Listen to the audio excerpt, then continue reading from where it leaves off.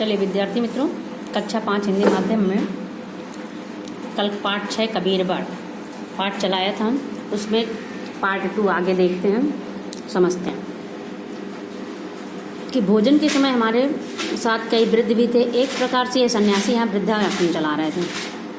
भोजन परोस दिया गया तो सभी ने मिलकर प्रार्थना की। प्रार्थना समाप्त होने पर सन्यासी ने सबने कहा, महात्मन भोग लगाएं।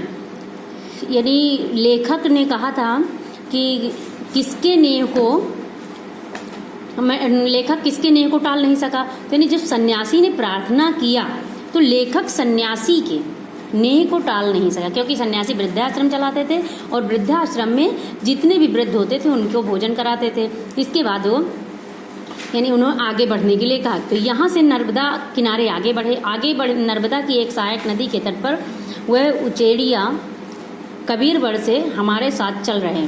सज्जन इसी गांव में रह गए। मैंने कहा, आप तो हमें मझधार में छोड़कर जा रहे हैं। उन्होंने कहा, मैं जब भी जाऊंगा वह मझधार ही होगी।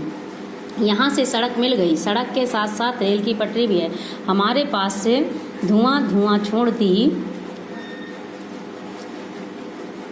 हुई रेलगाड़ी निकल गई। अब नर्मदा छूट गई है।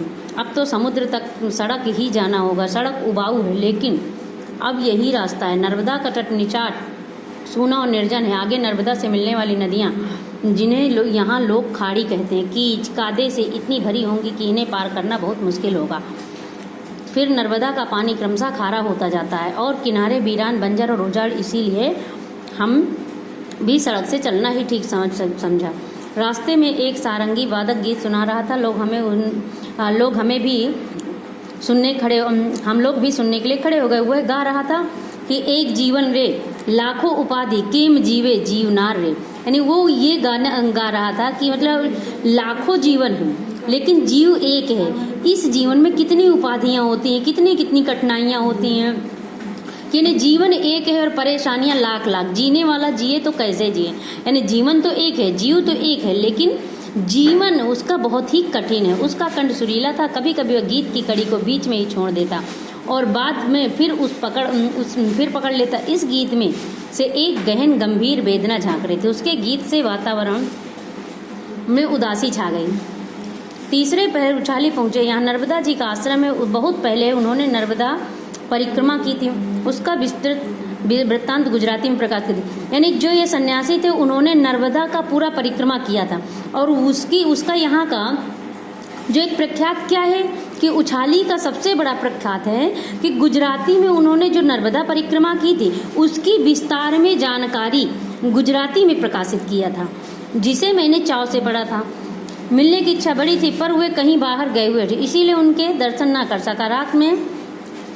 रात हो गई, उनके आश्रम में ही रहे। गांव के लोगों ने हम लोगों की सुख सुविधाओं का पूरा ध्यान रखा।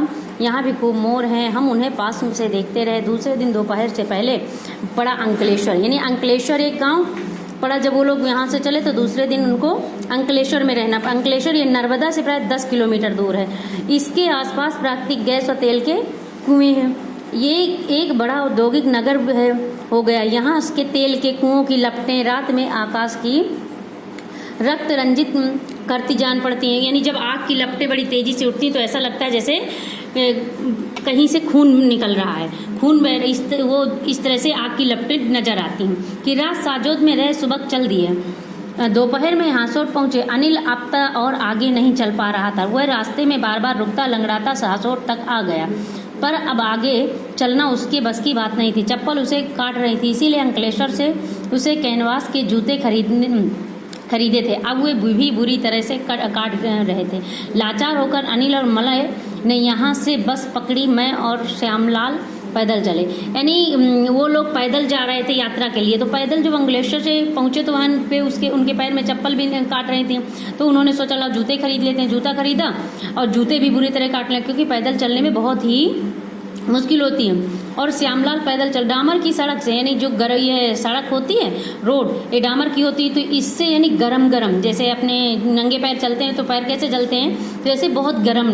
तो उन्हें भबका यानी गरम निकल रहा था और श्यामलाल नंगे पांव है। हम दोनों खूब तेज चल रहे थे, जैसे कहीं आग बुझाने जा रहे हैं। सीधी सपाट सड़क, अंतहीन सी लोग, यानी अंतहीन यानी एकदम सुनसान, कहीं कोई नहीं लग रही है। दोनों ओर बिलायती बबूल की झाड़ियाँ, बिलायती बबूल होता है तो इसके कांटे बड़े खतरनाक होते हैं। थकान से चूर पर खुशी से भरपूर हम तीसरे पहर करतौर पहुँचे। करतौर पर कतपोर नर्मदा तट का आखिरी छोर गांव है। यहाँ वहाँ से आखिरी गांव बिमलेश्वर है, लेकिन समुद्र पार करने के लिए यहाँ नाव से जुड़ते हैं। यानी जो नर्मदा का आखिरी गांव पड़ता है वो बिमलेश्वर पड़ता है। इसीलिए परकम्मा वासियों को जमघट यहाँ लगा रहता है। जब हम यहाँ पहुँचे तो वहाँ केवल 7 परकम्मा वासी थे, यानी जो परिक्रमा लगाते हैं उनको कहते हैं परिक्रमावासी। तो जो लोग जैसे कोई तीर्थ स्थल में जाते हैं और परिक्रमा करते हैं, तो हमारे जाने से 11 लोग हुए, लेकिन जब तक 25 तक नहीं हो जाते थे तब तक नाव वाला नाव नहीं छोड़ता था। यानी वहाँ कोई साधन नहीं था, केवल जाने के लिए एक नाव ही थे।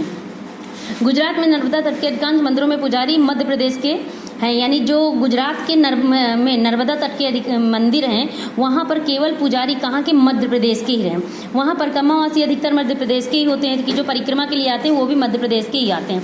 यहाँ जो 7 परिक्रमावासी रुके हैं उनमें 2 सन्यासी उत्तर प्रदेश या शायद हरियाणा के हैं, बाकी 5 मध्य प्रदेश के हैं। इनमें पति पत्नी है, साला बहनोई है और एक अकेला मैं, हम साथ ही समुद्र पार करेंगे। दूसरे दिन सुबह बिमलेश्वर गए। नर्मदा समुद्र से इतने धीमे धीमे मिलती है कि ये निर्धारण करना मुश्किल है कि कहाँ नर्मदा है और कहाँ अंत है, कहाँ समुद्र का आरंभ। अब नर्मदा और समुद्र फर्क कर पाना बड़ा मुश्किल हो गया था। अंतिम 50 किलोमीटर में नर्मदा का पानी खारा हो जाता है, यानी जो लास्ट का 50 किलोमीटर पड़ता है वहाँ से नर्मदा का पानी भी खारा हो गया। फिर भी बिमलेश्वर नर्मदा तट का अंतिम ग्राम है, इसीलिए यहाँ नर्मदा का सागर से संगम माना गया है। अपनी 1312 किलोमीटर की लंबी यात्रा पूरी करके नर्मदा यहाँ सागर में समा जाती है। विश्वास नहीं होता कि वह छोटा सा निर्झर और अमरकंटक में चला गया। अमरकंटक से चलते चलते उसे प्रस्थान का जैसा उत्साह था, यहाँ मंजिल पर पहुँचने का वैसा ही संतोष हो। उन परिक्रमा वासियों की खुशी का